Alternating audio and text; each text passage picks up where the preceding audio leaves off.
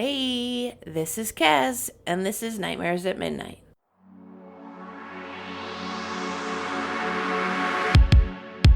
Do I look abominable to you? We all go a little mad sometimes. I see dead people. He's alive! Congratulations, you are still alive. What's the boogeyman?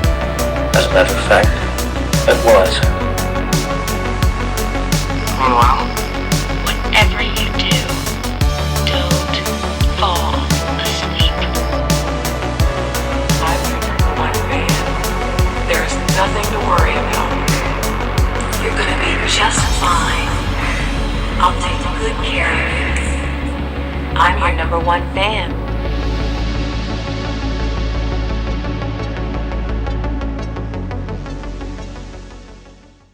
Hello, everyone. Thanks for tuning back in to Nightmares at Midnight podcast. Guess what, guys? I've got good news. We are now on YouTube. We aren't visual there yet, but we at least have where you can listen to the episodes. I had been requested quite a bit to start putting stuff on YouTube, so I wanted to get at that. I used to think that I was really good at technology until I have had to deal with YouTube, because that one really was testing my ability for sure. Anyways, when we get down to Florida, my plan is to start recording when I do the episodes. It's just so difficult because I edit so much of the episode while I'm talking, when there's background noise. So you'll see me recording, but it won't match with what the episode is posted. So I'm not quite sure how to go about that part yet. So we'll see. We'll cross that bridge once we get down there. Right now, we're just going to focus on continuing the States episodes. Today, we're going to go ahead and roll and see which one we come up with. So I'll grab my dice and let's get at it. Okay, so today's state is Maine that we rolled. We'll be covering some of the cryptids, a haunted lighthouse, as well as another cryptid at the end. We will also be talking about a ghost that haunts one of the roads. I've got just a few topics for Maine, although there was plenty of cryptids and spooky stuff to discuss. So I'm just going to do a few of them today. But real quick, before we jump to that, I just wanted to let you know another good news that I just got an update for while I was rolling. That Apple Podcasts, they are starting to do transcripts for podcast episodes. So eventually you'll be able to listen to my podcast and be able to have it transcribed so you can read it as well. So that's super exciting news, because we had been contacted a few times about people trying to listen to it and read it at the same time, and now that ability is happening. So that's awesome news. Okay, so focusing on Maine, another state on our list, number 4, that has a record of a Bigfoot. From what I could find, there has been at least 14 sightings documented of Bigfoot himself just in Maine. There's actually a website that I put in the show notes that keeps track of the sightings of Bigfoot. It's BFRO is basically abbreviation for it. So if you hear me talking about that, that's the website. So I'm going to start telling you about some of the sightings. Bigfoot sighting in 1970 in Piscataqui County. I have no idea if I pronounced that correctly. You'd think that coming from Wisconsin, where we have cities like Wauwega and Wauwatosa, that I would be able to pronounce words better, but I just can't at this point because I don't want to offend anybody, so I'm always nervous. But according to the report on Bigfoot Field Researchers Organization website, so BFRO, this witness was hunting with some friends in Baxter State Park when he came across some scat or poop, followed by the sound of thumping like a partridge on steroids drumming. The report states that a large dead tree came crashing to the ground, which scared the witness off. But that didn't completely deter him, as he came back with one of his friends to the same area the next day before progressing further towards a more rocky area. The report stated that the two men heard the drumming sound again, and then a 50-pound rock was thrown their way. So in 1970, I feel like a lot of people were on drugs, but maybe that's what's sparking this one, or their imaginations just ran off on them because, I mean, I have heard it in the woods where a partridge drums like that, so maybe that's just what it was and they were just freaked out by it, I guess. The next one, 1973 in Cumberland County. According to the BFRO, several witnesses reported sightings over a couple of different days, all near Brunswick and Durham. These sightings included people seeing something that had a monkey face, looked like an ape, or was chimp-like. The report included one woman spotting it while driving home and seeing it run on two legs into the woods. She even saw it a couple more times peeking out from behind a tree, the report states. The multiple sightings led over 30 police officers and a helicopter to be involved in searching for it to no avail. The report also stated that Androscoggin County Deputy Sheriff Blaine Footman said that they found some prints and that whatever made it weighs 300 or 350 pounds, and he couldn't tell much more. It's definitely not a bear track, he said. So to me, while I was reading that one definitely seems like a bear, only because I'll never forget one of my memories as a teenager with my mom is we were driving in northern Wisconsin and we saw what we thought was a human alongside the road walking kind of in the ditch, and my family is pretty common around that area, so we thought maybe it was one of my great uncles or something along that line. And so we were driving and pulling up towards it, and all of a sudden we realized when it went down on all fours and up into the woods that it was actually a bear, but it had been walking on the side of the road on two legs, like it was practicing being a human or something. But I'll never forget that. So to me, seeing something like that run into the woods wouldn't surprise me if it was a bear. Plus, normal bears or young bears are 300 to 350 pounds, so I feel like that one could have been chalked up to that. But the fact that they say that it's definitely not a bear track, I feel you can't be super confident unless it really looks like a human footprint. Okay, next one. 1973 or 1974 in Penobscot County. This witness was driving along I-95, somewhat north of Bangor, when she saw a large, hairy creature, either dark brown or black, striding swiftly across the southbound lane from the treed median to the woods on the right side of the road. The report states that she knew it wasn't a bear or a gorilla, but also couldn't think of what else it could be. She noted she didn't even know about Bigfoot until years later, but that it matched what she believed she saw. So, again, I feel like that one could be mistaken as a bear.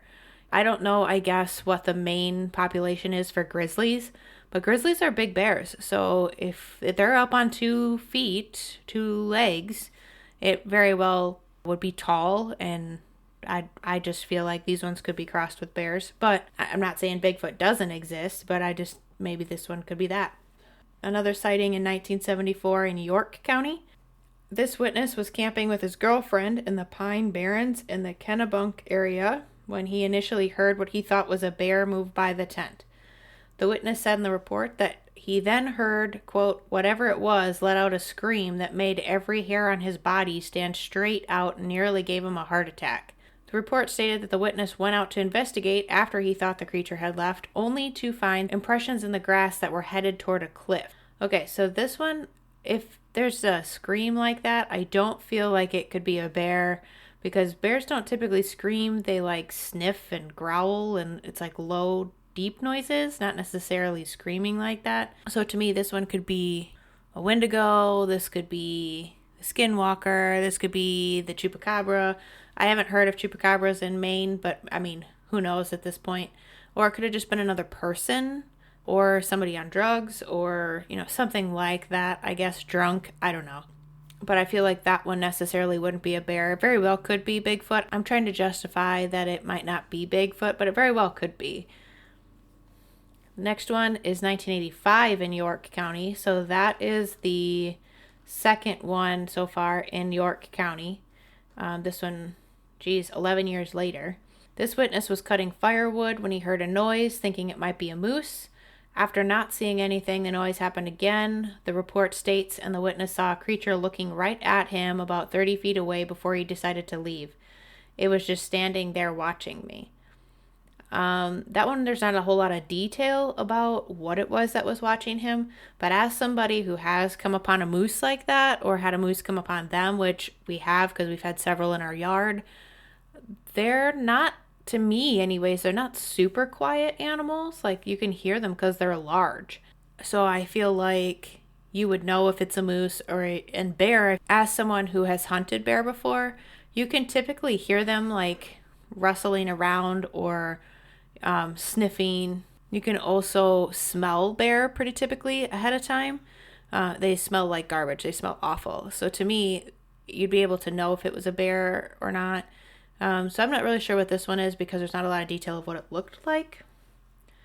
In 1986, in Androscoggin County, 2 men were on their way to a club in Turner, and they went down some back roads when they saw a very hairy animal standing upright on the side of the road. The report states that they believed the height to be about 6 feet tall and about 200 pounds. The 2 men stated in the report that others at the club also had seen something in the area and had given it the name Loop-Garou.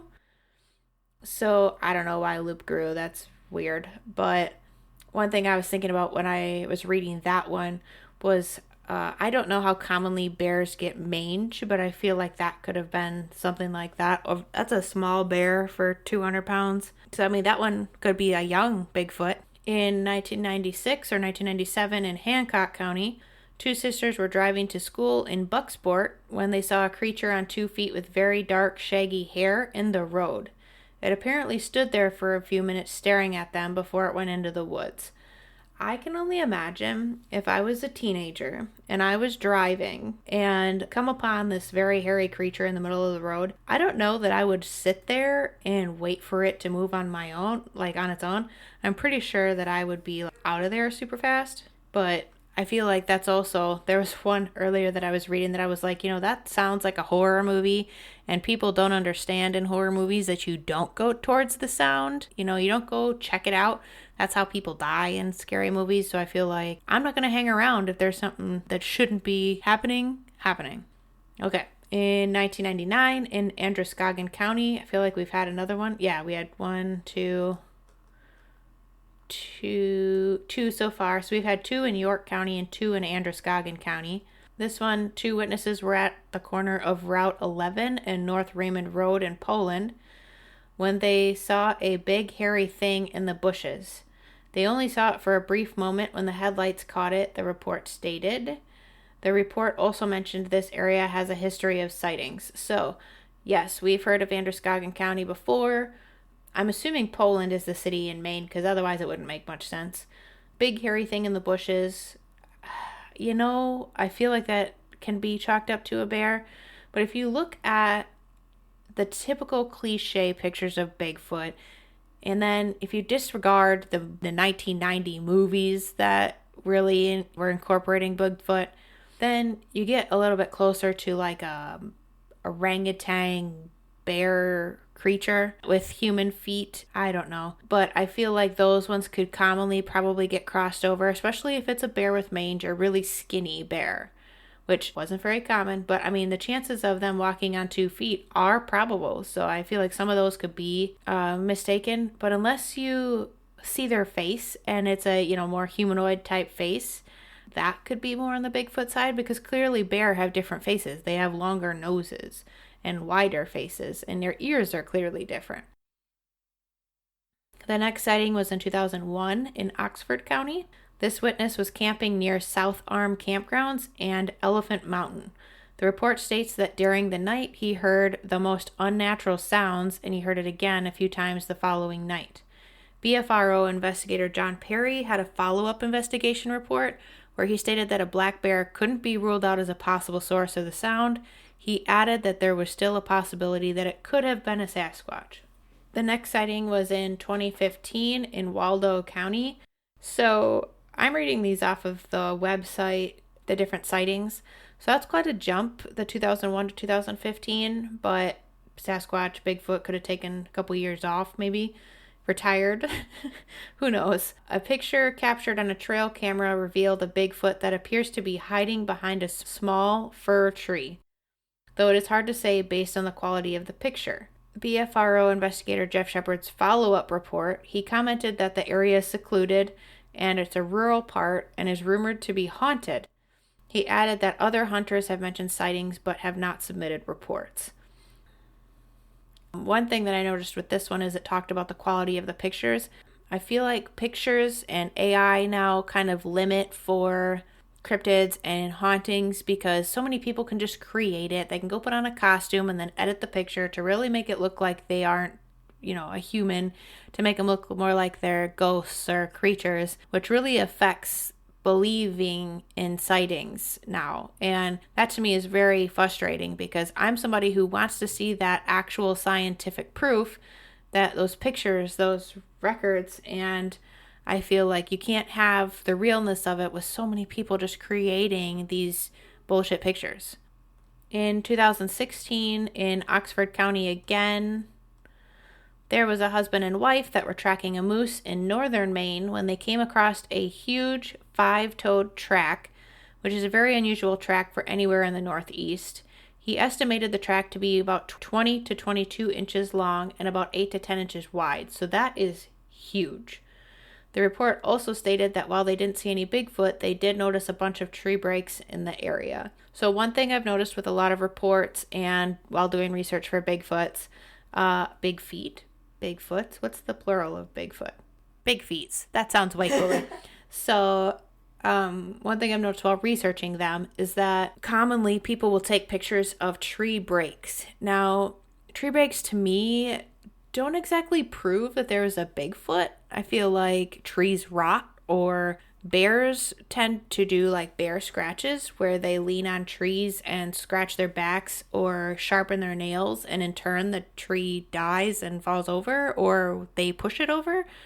So that one to me has never been like, oh yeah, that's definitely a Bigfoot, because trees do that. So I don't know that necessarily clarifies it for me. But the huge track, I don't know what else could have made that a 20 to 22 inches. Like, that's almost 2 feet. That's huge. But maybe that one really is one, because that's another report in Oxford County. Then we have a third one for York County. This witness mentioned seeing footprints from a young Bigfoot as well as bent trees, presumably caused by Bigfoot. So this is another one.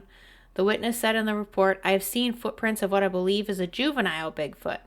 BFRO investigator Jeff Shepard did a follow-up report and learned that the witness had also had encounters with Bigfoot when living in New York during his childhood. So that one, I feel like your imagination was built young and carried through your adult life. When you believe something as a child really happened, then it kind of changes your view or skews your perspective a little bit as an adult. And not that that's bad, but I enjoy people that are like that believe as children and keep it as adults, because it gives you that open-minded thought process that these things really could be real. But on the opposite end of it, it could also make people doubt you because you saw it as a kid, so maybe you're just making it up again, that kind of thing. I'm not that person, but other people can. Another one in York County, so that's 4 in York County. This witness was hiking in Vaughan Woods State Park when she came across some fresh tracks that were about a foot long. They noted, quote, I was about an hour into my trek and I see off the beaten path a series of footprints. The report mentioned that the prints seemed to belong to an adult Sasquatch, and she could see toe prints and heel strikes in some of the tracks. So what I wouldn't give to stumble upon a Bigfoot track or footprints, that kind of thing, I just want to see what it's like compared to my own hand or to my own foot. I want to compare, because orangutans have the longer hands, longer fingers, whereas bears have the short fingers and then claws and their prints. So I just want to kind of see how it compares to the other footprints that I have seen. That's the 4th state now out of our state series in a row that we've had Bigfoot. The more and more that I read about big feet in these states, it has to be a little bit more of a chance of it being real, because I feel like you can't have them so common in so many different locations and have it not be real. Okay, So we're going to switch from Big Feet to ghost hauntings, and what better places to be haunted in Maine other than lighthouses. I wish I could go to Maine just to check out these lighthouses. Maine became a state in 1820, and the lighthouse that we're first going to talk about was made in 1821. It was called Burnt Island because they used to burn it yearly to keep the grass for sheep to feed on. I had not heard of things like this being done, where they burn the grass to like regrow it, until I moved to Alaska, where they burn parts of the forest to regrow areas. I didn't know that that was a thing. To me, you burn an area, it's going to be dead. I guess I didn't acknowledge that you burn it and then it's going to regrow better. I didn't think that was a thing, but it is, clearly. The town of Booth Bay, which is where Burnt Island is, originally known as Townsend, and an encompassing area that now includes the towns of Booth Bay Harbor, and Southport, was a center for shipbuilding and fishing in the 1700s. In 1764, local mariners and merchants petitioned the government for a lighthouse on Damaris Cove Island. I think I'm pronouncing that right. 5 miles south of Booth Bay Harbor. The petition stated that a lighthouse at that location would serve to guide vessels to the Sheepscot River and Booth Bay, and would also help those vessels passing along the coast. 2 vessels, according to the petition, had been wrecked at Damaris Cove Island in the previous winter with some loss of life. Unfortunately, Damaris Cove Island never got a lighthouse, and soon the Revolution and the War of 1812 slowed the local economy. Coastal trade and fishing were again on the rise by 1820. So that's 50, 60 years after they originally tried that we have gone now. On March 3rd, 1821, Congress appropriated $10,500 for 3 lighthouses on the Maine coast, one of them on Burnt Island at the west side of the entrance of Booth Bay Harbor. Let's just think about that for a second. $10,500 for 3 lighthouses. I mean, yes, it's 1821, but right now you can barely get a decent car for $10,500, let alone make 3 lighthouses by that. The federal government acquired the 5-acre island 2 months later from Jacob Abed and Joseph McCobb for $150. That would be really good pricing now. $150 for 5 acres is not the case now. The Rubblestone Tower, 20 feet tall to the base of the lantern, was accompanied by a small keeper's house, also constructed of stone. The tower was topped by an octagonal wrought iron lantern 7 feet high, containing a lighting apparatus consisting of 10 whale oil lamps and corresponding 13-inch reflectors. The light went into service in November of 1821. Elizabeth Oakes Smith wrote about her visits to the island around 1830. During one of Oakes' visits, she was informed that on the previous day the keeper's wife and children had watched a sea serpent 30 feet long swimming close to the island. Chandler's wife, Hannah, told Oakes that she, quote, expected every moment he would come on shore, and there was no telling what he would do. The original dwelling was torn down and replaced by a new 1 1/2 story wood frame cottage. So we're going to skip ahead just a little bit so you can understand why I'm bringing this one up. James McCobb, keeper from 1868 to 1880, was a former sea captain who settled down for the quieter life of a lighthouse keeper at the age of 50. In an 1869 letter, McCobb expressed his happiness at Burnt Island. Quote, I was never more contented in my life, he wrote. 'Tis so much better than anything else I could do, and I should dread so much having to go to sea again. McCobb's wife, Martha, died on the island of cancer in March 1877 at the age of 53. James wrote in a log, quote, that Martha died, notably perhaps at 2 a.m., of congestion and cankers throughout her body. There have reportedly been numerous sightings of a ghostly woman in white bedclothes on the island, and some have speculated that the apparition is the spirit of Martha McCobb. Without his wife to help entertain them, McCobb had often complained in his log, which is now at the National Archives, about the volume of visitors at the station. Quote, "Have not of late opened the lighthouse to visitors on Sunday," he wrote in July 1879. Quote, "I am of the opinion that they could come some other day as well as Sunday." In August 1890, he complained of a group that arrived on a Sunday, quote, "many of them acting as if I was just to wait upon them and nothing else, more and more coming every year." After he retired because of poor health, McCobb was succeeded by Freeman Grover Jr., a native of nearby Southport. Grover's brother Woodbury served as an unofficial assistant keeper. Grover's descendants still operate Grover's hardware store in Boothbay Harbor today. Skipping ahead a few keepers again, Paul Kelly became the Coast Guard keeper in 1971. So we jumped ahead about 70, 90-ish years here. So there were several keepers in between that amount of time. Paul Kelly became the Coast Guard keeper in 1971, moving to the island with his wife, Sharon, their 4-month-old Brandon, and their St. Bernard puppy, Morgan. Around the same time the Kellys moved in, a helicopter pad was added to the island, so in 1971. It was a good thing, too, because a short time later, Brandon lost a finger in an accident, their son, and had to be rushed to the Boothbay Hospital by helicopter. The Kellys, so this family, had a scare one night when out of the blue they were awakened by creaking from inside the house and a voice shouting, "Kelly," which is their last name. They searched the house and found no one, and there were no boats in sight. They decided it was the ghost of the lighthouse, and the next time the haunting repeated itself, they simply pulled the covers over their heads and ignored it. Martha's ghost has been reported many times over the years, manifesting as a ghostly woman in white seen floating on the grounds in and around the house, often near 2 a.m. The wispy white figure has also been observed at a lilac bush near the front porch of the house. There is even a little humor in the hauntings at Burnt Island. One of the instances occurred on the watch of one of the last keepers who woke in the wee hours of the morning and saw that what he thought was his wife in the hallway. He figured she was going to tend to a child and thought he'd take advantage of the extra room in the bed.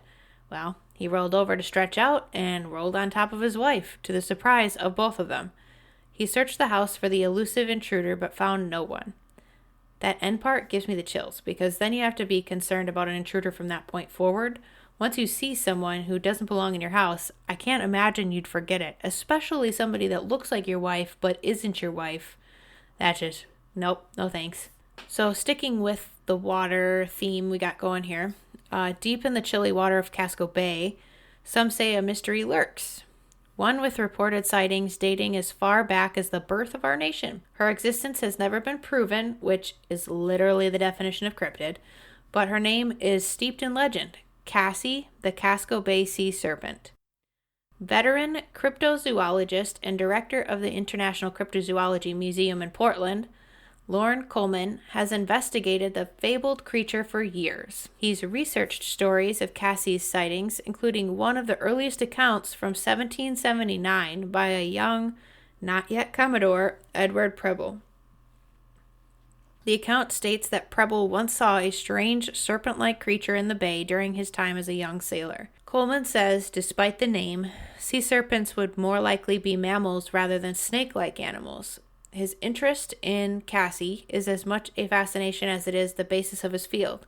Cryptozoology is the study of undiscovered or unconfirmed animals. So really, I would love to have that job, to be able to be a cryptozoologist and study things that people are claiming to be real, but you have no proof that it's real, but it's your job to try to prove that it's real, but you can't sometimes.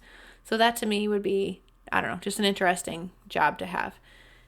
It's the kind of thing that has led to the discovery of other once labeled sea monsters, like the giant squid and the megamouth shark. I don't think we've covered megamouth shark on the podcast yet, but if you want to listen to our sea creature series, we do cover a giant squid in episode 16 about the kraken. We covered quite a few different sea creatures, but that one was probably one of my favorites. Just discovering about how big they can be. I don't know that I think that Cassie is a kraken. I think that's more of the Loch Ness, which I don't think we've really covered that much either. We'll have to definitely cover that one. But it was a first-hand account in 1986 that keeps Coleman's curiosity of Cassie alive, and that brings on my curiosity. Quote, I was giving a talk at the Appalachian Mountain Club, and a man came up and said, you should really talk to an old friend of mine. Do you mind? Let me just get through it. I'm halfway there, please. Then you can be all the noisy you want to. Just chill for just a little bit longer.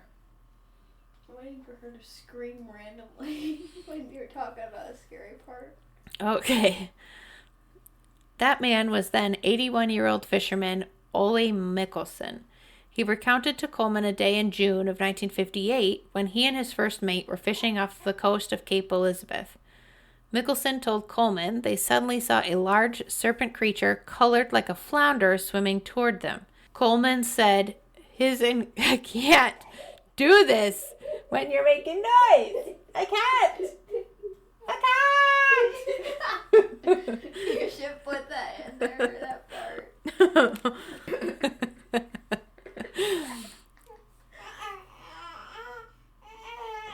Okay, let's try this again. Coleman said of his encounter with Mikkelsen, he was living it all over in front of me. These days, reported sightings of Cassie and other sea monsters are rare. I just want one sentence. I'm sorry, I'm keep laughing. Okay. Oh, you got the hiccups now.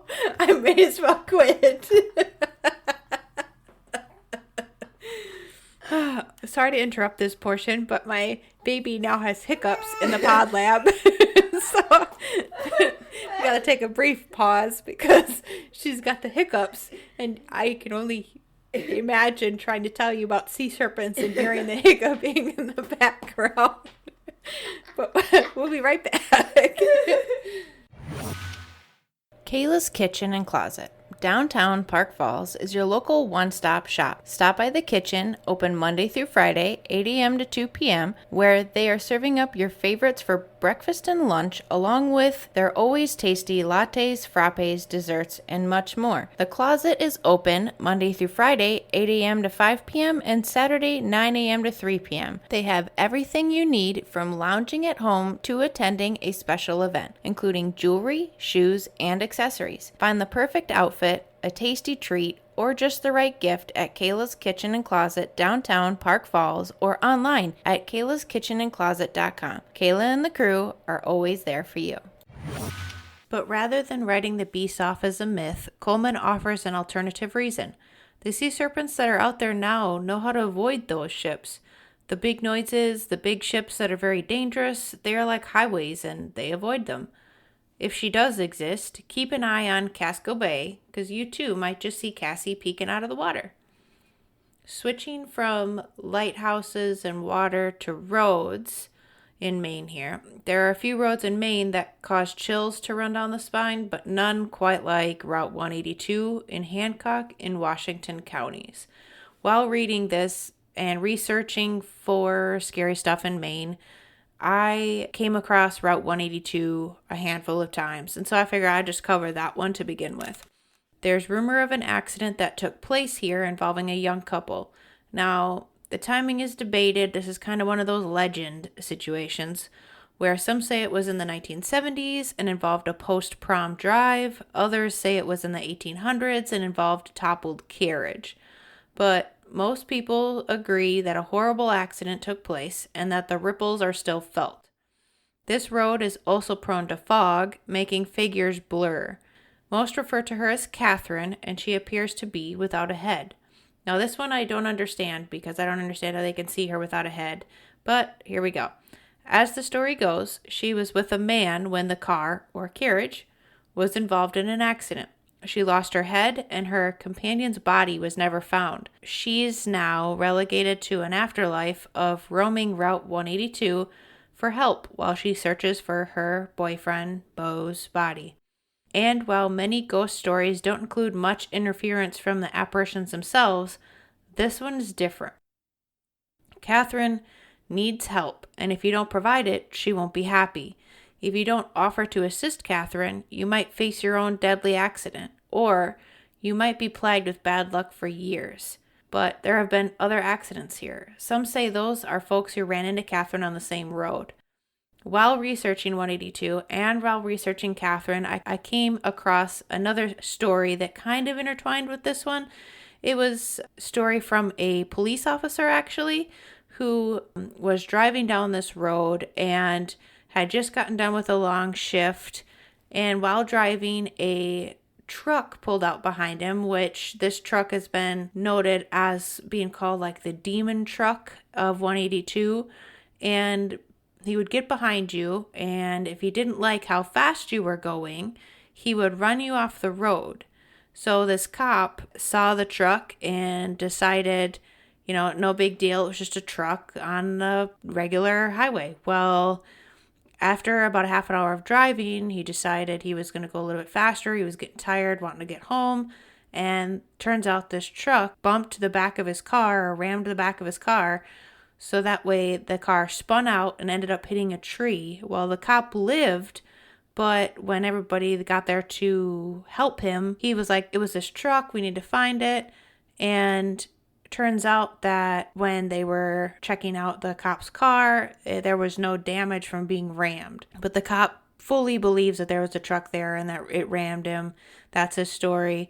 So I think that this ghost driver potentially is real, but how are you going to prove it? And I'm sure that cop probably feels super crazy now because nobody believes him, but he thought that that was really what happened. So anyways, Route 182 is the same spot where Catherine is found. So it's interesting to me. I wonder if those two maybe are related at some point. The two stories anyways, where maybe Catherine was in this truck to begin with and they got in an accident because of speeding, and now the ghost truck doesn't like to catch you speeding, and Catherine's trying to find her boyfriend or whatever.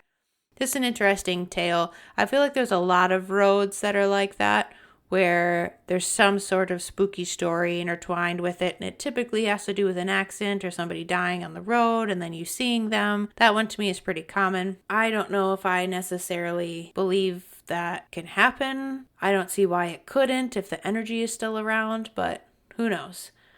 So anyways, this has been the episode about Maine, and I have included the links of where I found stories and the Patreon link and the YouTube channel now. I've included those in the show notes, so hopefully you can find those. Hopefully this episode gets transcribed so that way people can read it easier. Hopefully it goes well with YouTube. And hopefully in the next, couple months here, we can get it so you can watch me record the podcasts. We'll have to change some things around with Patreon, but that's all right. We'll figure that part out when we get there. So thanks for listening. Thanks for supporting my podcast continuously. This week I had to remember that I am doing this podcast because I am passionate about cryptids. I'm passionate about creepy stuff. And it's not so much necessarily about who's listening or how many people are listening, but the fact that I want to share my knowledge. I want to share the excitement that I have for the spooky stuff all year long. Thankfully, I got a pleasant reminder for that. I'm going to keep pushing through as hard as I can to bring you the creepy stuff. Thanks for listening, and catch us next time.